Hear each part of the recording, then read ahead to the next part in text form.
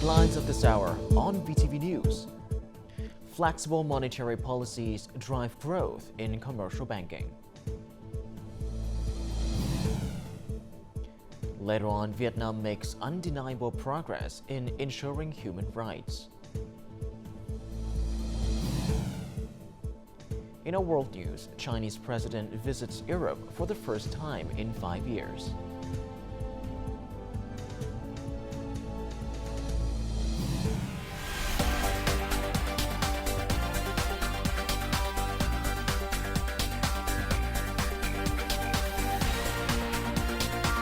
Broadcasting from Hanoi, the capital of Vietnam.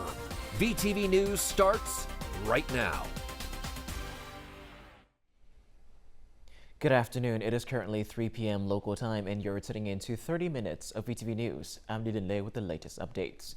Now on Monday morning, Prime Minister Phie received Deputy Prime Minister of the Kingdom of Cambodia, Neth Savan, and his entourage on their visit to Vietnam to attend the 70th anniversary of the Dien Bien Phu victory. Deputy Prime Minister Neth Savan expressed his honor to be part of the celebration, emphasizing that the Dien Bien Phu victory holds significant importance for the three countries of Vietnam, Laos, and Cambodia. In response, the Vietnamese Prime Minister affirmed that Vietnam always gives high priority to strengthening the traditional friendship and comprehensive cooperation with Cambodia. He proposed that the two sides continue to strengthen cooperation efforts, especially in building a peaceful border. Prime Minister Phie also emphasized the importance of fostering collaboration between countries in the Mekong River Basin, especially in the usage, management, protection, and sustainable development of the Mekong River, according to the Mekong Agreement and the regulations of the Mekong River Commission, as well as the core interests of the special friendship between Vietnam and Cambodia. Monetary policy should focus on eliminating barriers for production and business, as well as stabilizing the macroeconomy. These goals were assigned to the State Bank by Prime Minister Phie as per Directive Number 14. This includes enhancing capital access and absorption, improving interest rate transparency, and strengthening loan supervision. After considerable efforts to promote credit, it has risen by 1.52% compared to the end of 2023. The disbursement rate of banks has also significantly improved in the past 2 months. The ceiling material manufacturer Leza has just disbursed a loan of nearly $60,000 to import raw materials. This is the first disbursement of the year. More positive signals in product consumption have spurred the enterprise to borrow capital. The bank offers credit packages with very reasonable and competitive interest rates, providing favorable capital support for our businesses. Secondly, the procedures for payment and disbursement are carried out very quickly and flexibly. In addition, the demand for medium and long-term loans for production and business are also improving. We plan to invest in a new factory with a total investment of $3.9 million. Due to the construction of the factory, the depreciation period and project implementation period are quite long. Current low interest rates are beneficial for long-term investment. According to leaders of commercial banks, credit has been growing positively in the last 2 months, with each month higher than the previous one. There have been no changes to credit standards, but banks are making efforts to increase customers' access to capital. We provide diverse forms of credit, including cash flow-based credit, unsecured loans, inventory collateral, and many other solutions to improve credit access. This year, banks can leverage several benefits. The first is the abundant liquidity of the banking industry and the monetary policies of the State Bank. But more importantly, since last year, the government has introduced many incentive policies to promote public investment and resolve legal issues. This year, we'll see even clearer effects from these policies. The credit situation varies depending on each bank's strategy. Some banks are strong in retail lending, while others' credit growth is driven by lending to major FDI customers. In the first 4 months of this year, exports of wood and wood products reached $4.8 billion, an increase of nearly 24% over the same period last year. According to the Vietnam Timber and Forest Products Association, the exponential growth is due to the general increase in consumption in the U.S. and the European markets. Importers highly appreciate Vietnamese products, especially the wooden furniture product group. It is forecast that with the current rate of increase, wood exports will likely achieve positive results. Businesses are also striving to meet regulations on product origins and environmental standards, as well as create innovative designs to increase product value. Intense heat and saltwater intrusion in many localities are hindering the growth of various types of fruits. Consequently, many fruit and vegetable export enterprises are avoiding accepting new orders. Specifically, the supply of durians from Dien Bien, as well as fresh coconuts and grapefruits from Bến Tre, is decreasing, leaving almost no stock for exports. Businesses are forced to settle for small fruit weighing less than a kilogram. Meanwhile, the current price of export-grade fresh coconuts purchased at gardens has tripled to nearly $8 per dozen. Similarly, due to severe drought and scarcity, the price of dragon fruit is also experiencing a significant increase. Many experts believe that if vegetables meet both output and quality market requirements, they can be exported at a higher price. Thanks to their adherence to the stringent requirements of foreign markets, farms in Lâm Đồng province have been able to export leafy vegetable products. This is one of the most famous leafy vegetable farms in Lâm Đồng province. Except for harvest time, there are almost no people working on the farm because the farming process is automated. Here, a sensor system was installed to conveniently monitor the status of each garden. Lettuce is grown hydroponically and the cultivation process is strictly controlled. As a result, the quality of the vegetables at harvest is ensured. The sensor system showed us leaf surface temperature, humidity, and air temperature. Based on these factors, we calculate the optimal condition for plants. Dien Bien Farm is one of the first farms in Lâm Đồng to export leafy vegetables. Unlike other vegetables, leafy ones, such as lettuce, require very strict preservation and transportation to be exported. However, it is a prerequisite that the quality of the vegetables meet the import market standards. We must discard the notion that vegetables are low-end products. Agricultural products must adhere to quality standards, packaging, and inspection. To achieve quality, we must first meet the demands of customers. Last year, this farm exported 1,100 tons of lettuce to the South Korean market. Expanding the vegetable export market is the farm's goal this year, because countries like Japan and Singapore still have significant potential in the vegetable export market. Last year, vegetable exports from Lâm Đồng province increased in both quantity and value. The turnover for vegetable exports exceeded $74 million. Firstly, quality and safety are vital issues for the vegetable industry. Secondly, we must create large production areas by building production links. Taking advantage of vegetable export opportunities will help farmers remain in the vegetable growing profession. To do this, resolving issues related to the quality of exported vegetables must be prioritized.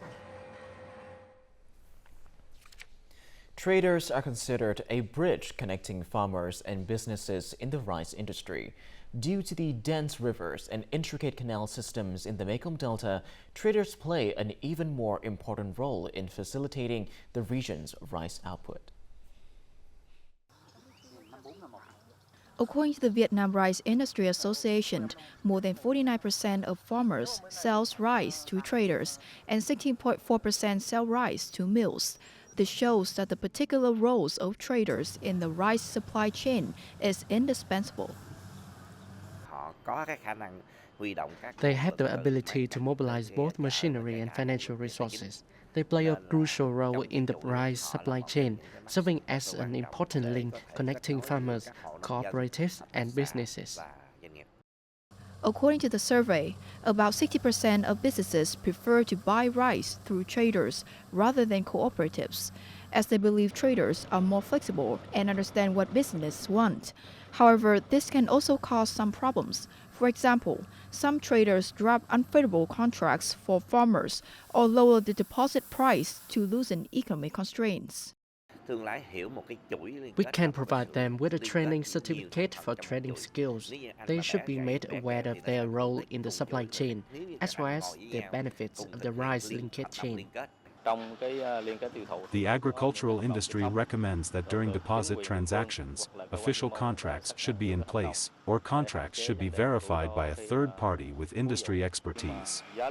This move aims to avoid loss of trust or contract cancellations when rice prices fluctuate.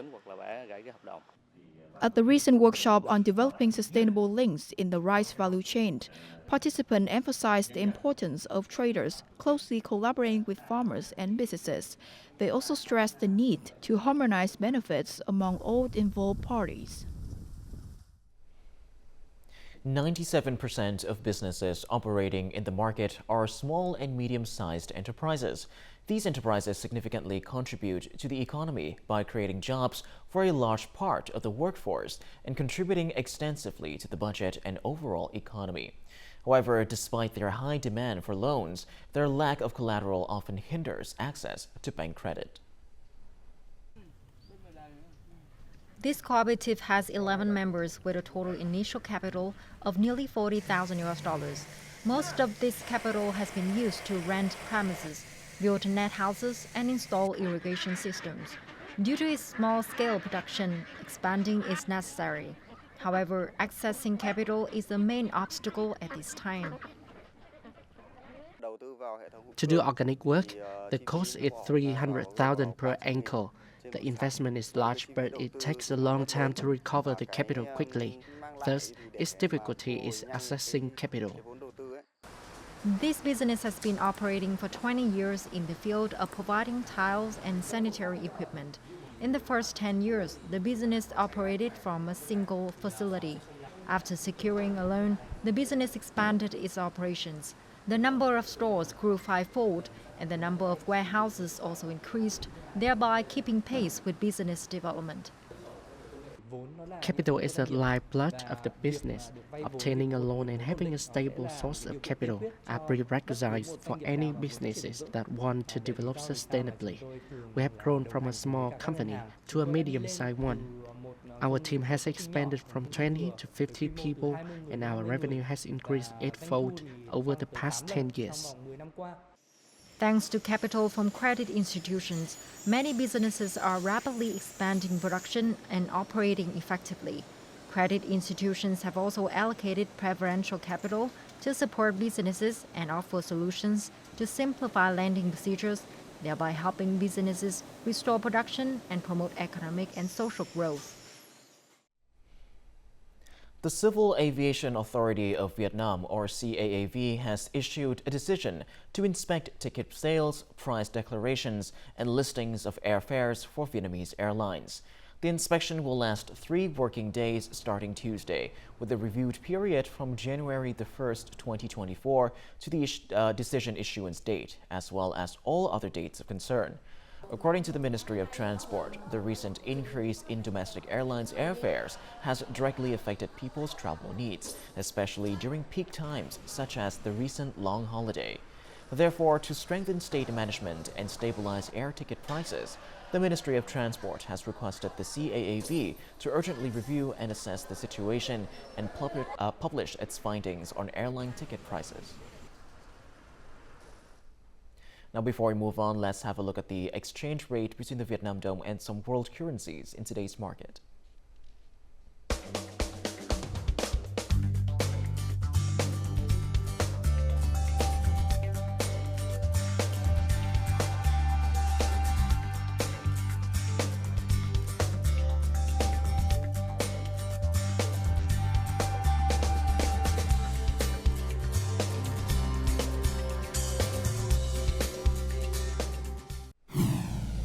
Coming up next on VTV News. Special live TV program to celebrate the 70th anniversary of Dien Bien Phu victory. In later on, Vietnam makes undeniable progress in ensuring human rights.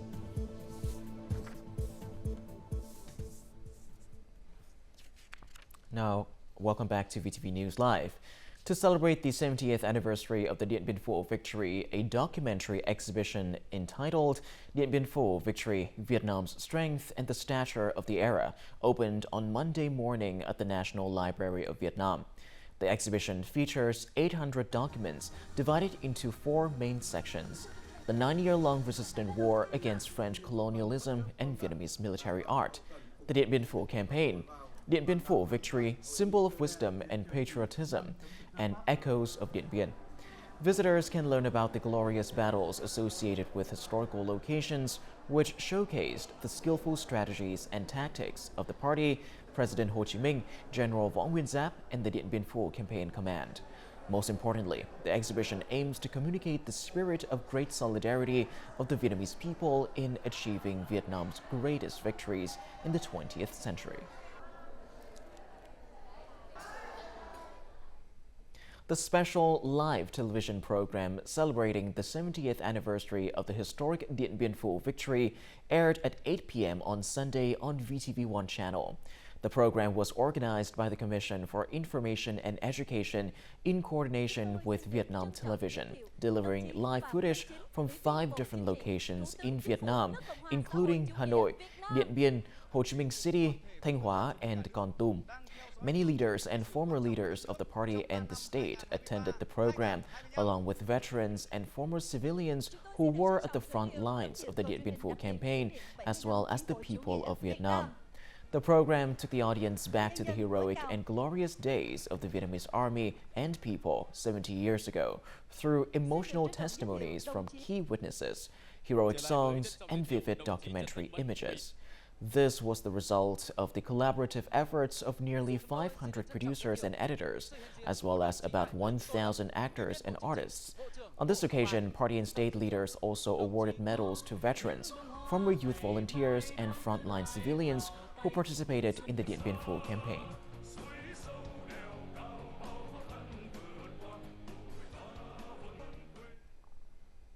To prepare for the decisive strategic battle of the Dien Bien Phu campaign, the Vietnam-Laos Combatant Coalition initiated campaigns in Upper, Central, and Lower Laos from the end of 1953. This caused the French mobile forces to scatter and be detained, preventing many of their troops in Laos from supporting the Dien Bien Phu battlefield. The campaigns carried out by this coalition in Laos significantly contributed to the glorious Dien Bien Phu victory. On April 25, 1954, the Vietnam-Laos Combatant Coalition, including the 18th Regiment and the Lao Armed Forces, attacked French reinforcements supporting their main force at the Dien Bien Phu battlefield. Before the Dien Bien Phu campaign entered Phase 3, the Vietnam-Laos Coalition's attack in central Laos had eliminated nearly 3,000 enemy soldiers. When General Võ Nguyên Giáp was about to order the commencement of the Dien Bien Phu campaign, Vietnam began collaborating with Laos to launch the Nậm Hue River campaign. With Lao consistent, we eliminated all the enemies in the west of the Dien Bien Phu area in a very short time. Previously, from January 29th to February 13, 1954, the Vietnam-Laos Combatant Coalition also launched a campaign in Upper Laos during the Winter-Spring War, 1953-1954. This strategic decision was designed to assist the Vietnamese in preparing their forces for the Dien Bien Phu campaign. At the same time, it aided the Vietnam-Laos Coalition in liberating Bun Tach, Bun Nua, and Phong Sa Ly. At that time, Lao armed units stationed in the north also coordinated with Vietnamese forces to combat French troops in the border area between the two countries. This endeavor contributed to the Dien Bien Phu triumph. The Dien Bien Phu victory holds historical significance in the fight for national independence in Vietnam, Laos, and Cambodia. Vietnam has achieved remarkable results in ensuring human rights and has been an active and responsible member of the international community. In April of this year, Vietnam submitted a national report to the UN Human Rights Council under the fourth cycle of the Universal Periodic Review UPR mechanism.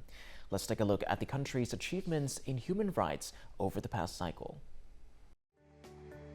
The Universal Periodic Review, UPR's role is to review the human rights situations in all UN member states, thereby fostering the full enforcement of their human rights obligations. Over the 18 years since the UPR mechanism was established in 2006, Vietnam has actively participated in all three UPR cycles and fully implemented the accepted recommendations from other countries. In the latest third cycle, we have amended, supplemented, and issued more than 40 new legal documents. Over the past 4 to 5 years, our GDP per capita has increased by 25%. The coverage rate of health insurance, the basic healthcare system, and preventive medicine has also significantly improved. Vietnam has accepted 241 out of 291 recommendations at the UPR Review Cycle 3. In Cycle 4, Vietnam submitted its national report to the Human Rights Council last February. The Human Rights Council will announce the results of the review in the near future.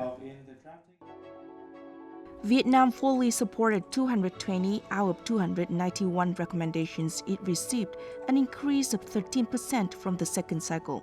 This positive trend is encouraging. I look forward to seeing Vietnam continue to demonstrate its leadership in the protection and promotion of human rights, both at home and on a global level. Vietnam has also been elected as a member of the UN Human Rights Council for the second time for the 2023 to 2025 term. This demonstrates Vietnam's strong commitment and efforts to promote and ensure human rights in the international arena. Integration in the field of human rights is one of the most important integration processes. This participation demonstrates Vietnam's proactive approach to human rights issues. Not only domestically, but Vietnam also actively participates in promoting human rights and resolving related issues in the international community. Participation in the Human Rights Council's Universal Periodic Review mechanism is an obligation of UN member states. This also serves as an opportunity for Vietnam to introduce its efforts, policies, and achievements in promoting and ensuring human rights. Coming up next in our world news. Chinese president visits Europe for the first time in 5 years. And later on, Red Wave 7 naval exercise kicks off.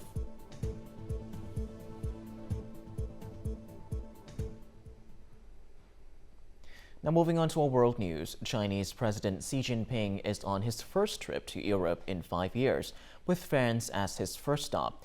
He will hold talks in Paris on Monday with French President Emmanuel Macron and European Commission President Ursula von der Leyen before traveling south to Pyrenees. Xi Jinping stated that he visited France with 3 objectives: to strengthen cooperation with France, to find common ground on the issues of Israel and Palestine, and to work together to resolve the conflict in Ukraine. Additionally, China welcomes investment from France and other European countries. In recent years, China and France have continuously expanded their trade relations, cultural exchanges, and people-to-people interactions. Last year, the bilateral trade turnover between the two countries increased sharply to more than $78 billion. After France, the Chinese president's next stops are Serbia and Hungary. The mixed naval exercise Red Wave 7 kicked off on Saturday in Saudi Arabia, with the participation of countries bordering the Red Sea, including Jordan, Egypt, Djibouti, and Yemen, in addition to the Royal Saudi Naval Forces, the Royal Saudi Land Forces, the Royal Saudi Air Force, and units of the Saudi Border Guard. The drill aims to enhance the maritime security of the bordering countries of the Red Sea and protect their territorial waters. Since November of last year, Houthi forces have launched hundreds of ballistic missiles and drones at vessels related to Israel in the Red Sea. This force announced on Sunday that it would continue attacks in the Red Sea and expand to the Mediterranean. Russia is preparing activities to celebrate the 79th anniversary of Victory Day and its presidential inauguration of President Vladimir Putin. Moscow's authorities have heightened security measures, particularly following the terrorist attack in Crocus at the end of March. Security forces have increased surveillance of facilities where illegal residents are likely to be present or where prohibited goods are stored. Jamming devices have been installed in the city center, and additional air defense forces have been deployed. Previously, on International Labor Day, the Russian Ministry of Internal Affairs mobilized more than 11,000 employees of internal affairs agencies to ensure security and order at crowded events. French bakers cooked the world's longest baguette on Sunday at 140.53 meters, reclaiming a record for one of the nation's best-known emblems, taken by Italy for 5 years. More to follow.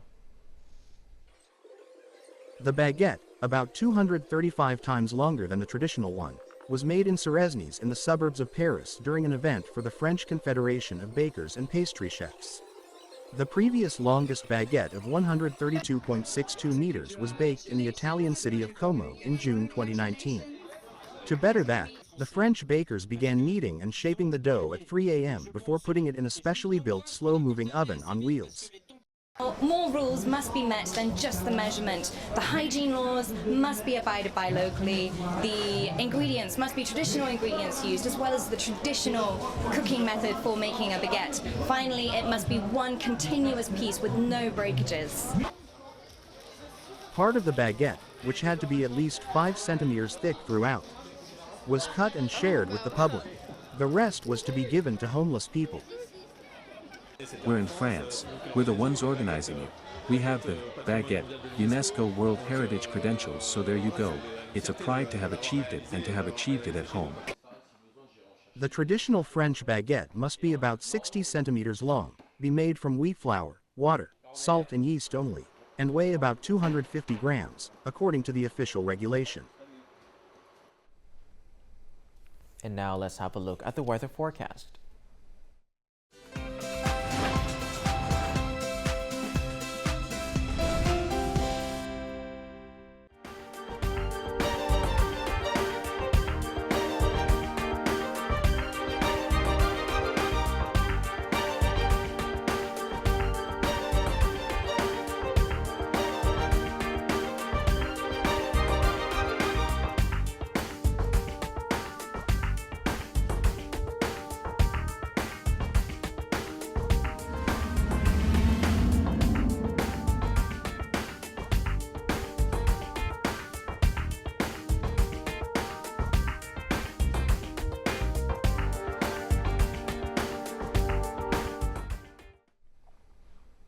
And that is all that we have for this hour on VTV News. To rewatch our program, you can visit our website or YouTube channel or download a mobile app, VTVgo, for more. Thank you for watching, and goodbye for now.